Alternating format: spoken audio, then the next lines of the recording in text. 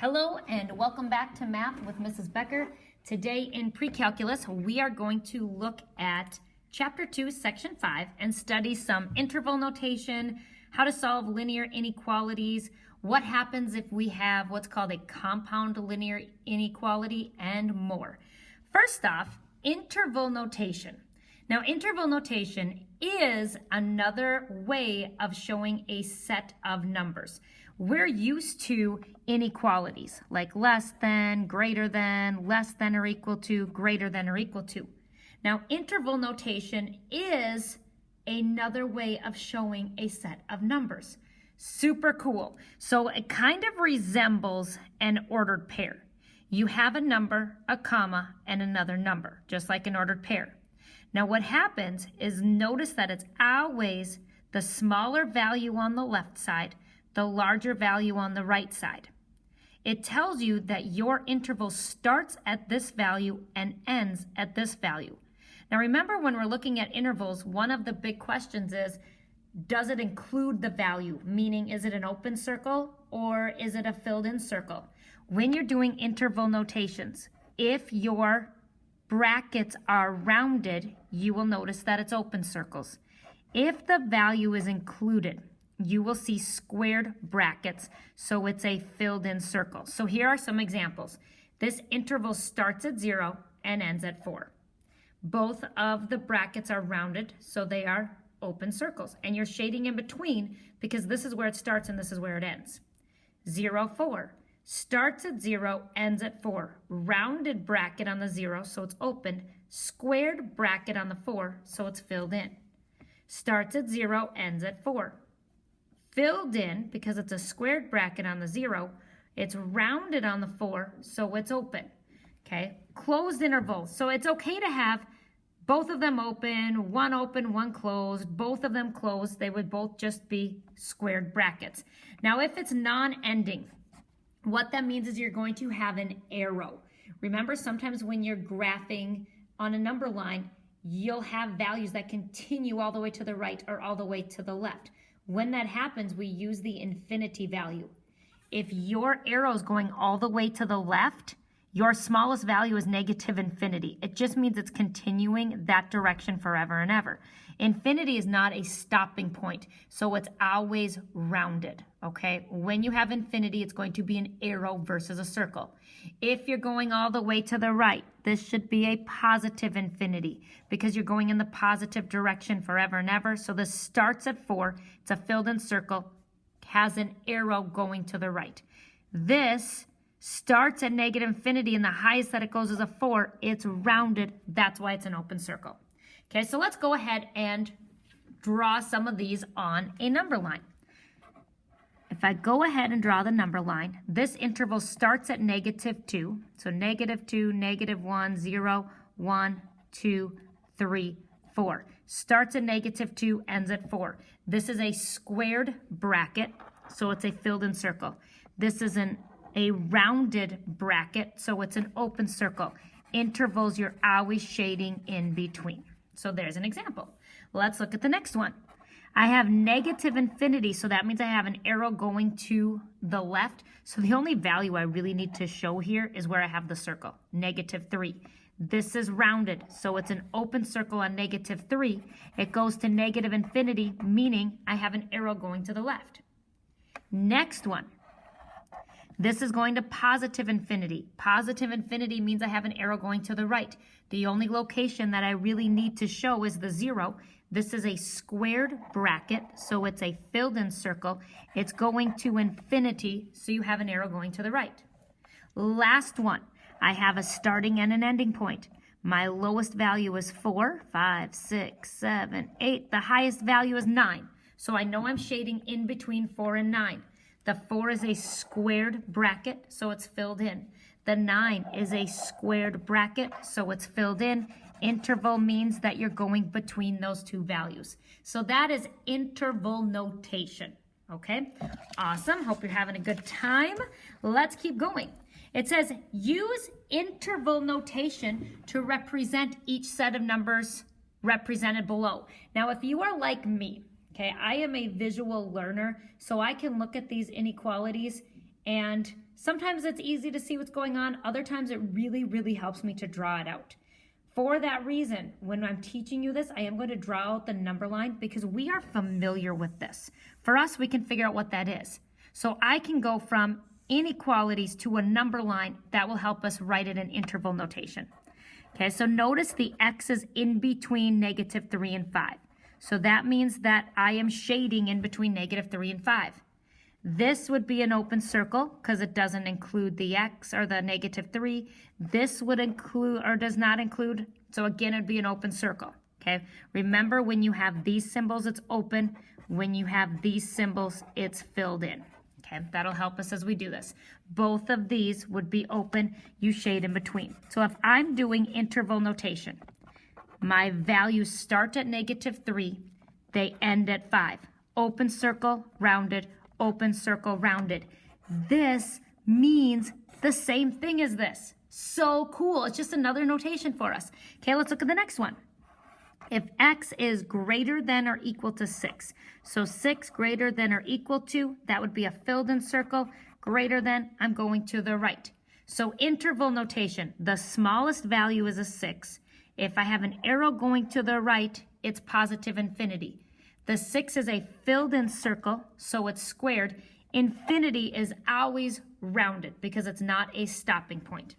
Next one, X is in between two values, so I know I'm shading in between. I'm shading in between 15 and 75. Both of these would be filled in circles. So on a number line, this is what it looks like. 15 is the smallest value, 75 is the largest value. Filled in circles, so it's squared bracket, filled in circles, so it's squared bracket. This is cool. It just shows us that these two things both mean the same thing. They mean that you are including all of the values 15 to 75 in between those two values and including the 15 and the 75. They both mean the same thing. Last one like this. If I have X is less than 5, so I know I have a circle at 5. It's less than, so it's not included. Less than, I go to the left. Okay, so that's what this actually looks like. If I'm doing interval notation, the furthest thing from the left is a negative infinity. The highest that it goes is a 5. Infinities are always rounded. The 5 is an open circle, so it's rounded. Okay, so again, that's called interval notation. Let's go ahead and solve some inequalities. Remember, when you see the word solve, what your goal is to ultimately isolate the variable. So we need to be comfortable with our opposite operations, get the letter all by itself. It says when we're solving inequalities, solutions of inequalities with one variable are all of the values of the variable that would make it true. Okay, so when we're solving, whatever we end up graphing on a number line, those are the values that we could put into the original inequality and we would get a true statement, okay? That's what you're trying to do. You're trying to figure out what values could you put into this to make it true. If I'm solving, you guys, it's the same idea as like solving an equation. If I want X by itself, whatever's on the same side of the inequality as X needs to go to the other side. So to move a -4, I need to add 4. 3x is less than 8 plus 4 is 12. To get X by itself, I need to divide by 3. So X is less than 12 divided by 3 is 4. They want the answer in interval notation. So again, what this means is I'd have an open circle on 4, less than, it's going to the left. Arrow going to the left, so that's a negative infinity. It goes up to 4. The 4 is an open circle, so it's rounded. So this is the answer that they're looking for. Okay, so look for the next one. If I want X by itself, anything in the same side of the inequality as X needs to go. So here I would add 1 to each side. Negative 5x is greater than or equal to 19 plus 1 is 20.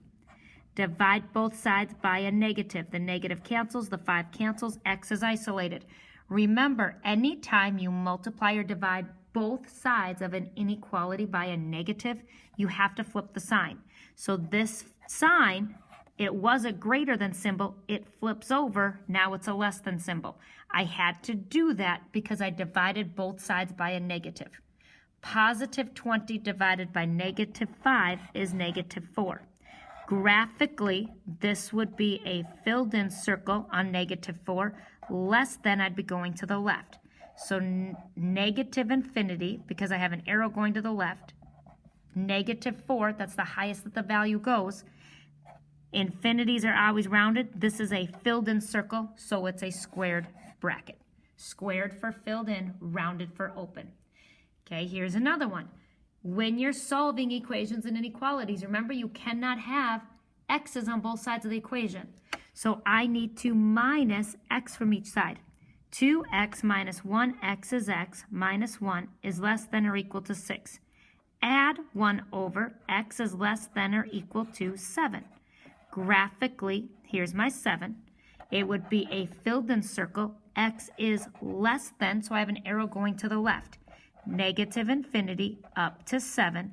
Infinities are rounded. 7 is included. It's a squared bracket. So again, we're working with solving inequalities. What does it look like visually? Turning it into this new notation we talked about today. We are almost done. Solving compound inequalities. What a compound inequality means is that they're giving you an inequality. You need to separate it into two. Compound means more than one, okay? Whatever's in the middle, that's what has to be part of both inequalities. So in order to separate this, I start at the beginning and go through the middle. So there's an inequality. 2 is less than or equal to 3x plus 5. Now your other inequality starts with the middle. 3x plus 5 is less than 2x plus 11. So notice this middle. The first one will end after the middle. The second one starts at the middle. Now we have two inequalities, and that's what we needed because this is compound. You need more than one. Solve for x. Minus 5 to each side. Positive 2 minus 5 is negative 3. What I have remaining on this side is 3x. Divide both sides by 3. Negative 1 is less than or equal to x. Now on this side, I cannot have x's on both sides. So if I minus 2x to each side, 3x minus 2x is 1x, plus 5 is less than 11. If I minus 5, x is less than 6. So when I go ahead and graph this, x is greater than, remember you look at what the symbol's doing to the letter. So negative 1 filled in, if that were a little Pac-Man symbol, it's eating the letter, so you're going to the right of that value. 6, open circle, x is less than, so you're going to the left. So we are shading in between the two. We're looking at values that are greater than or equal to 1, but less than 6. So interval notation, it starts at negative 1, it goes to 6, the negative 1 is included, the 6 is not. Last question. I need to separate this into two. Whatever is in between the symbols, that needs to be included in both inequalities. So the first one is 4 is less than, include the whole middle, 3 minus 5x. The second one starts at the middle. 3 minus 5x is less than or equal to 18. There are my two inequalities. Now I need to solve them. If I minus 3, 1 is less than negative 5x. Divide both sides by negative 5. So this is negative 1/5. I divided both sides by a negative, so you flip your sign around. If I want x by itself, minus 3, negative 5x is less than or equal to 18 minus 3 is 15. Divide both sides by negative 5. X is, flip the sign because you divided both sides by a negative, greater than or equal to negative 3. Now when I go ahead to graph it, if that's 0, that'd be negative 1, negative 2, negative 3. I have an open circle on negative 1/5. So in between the 0 and the 1. I have a filled in circle on negative 3. Now x's are greater than negative 3, so I'm going to the right. X is less than, because if I go ahead and draw that little Pac-Man symbol, it's not eating the letter, So that means you would be going to the left, so you're shading in between those 2 points. Your smallest value is -3. Your largest value is -1/5. The -3 is a filled-in circle, so it's a squared bracket. The -1/5 is open, so it's rounded. And you guys, we just did our last assignment for the first quarter. You do have a notebook check practicing interval notation. It's 22 questions. In your textbook, go to 124, 125, numbers 5 to 16 all, and then 17 to 35, just the odds. This is the last notebook check of the quarter, so make sure you try every question and you're able to show me that on time. Talk to you later.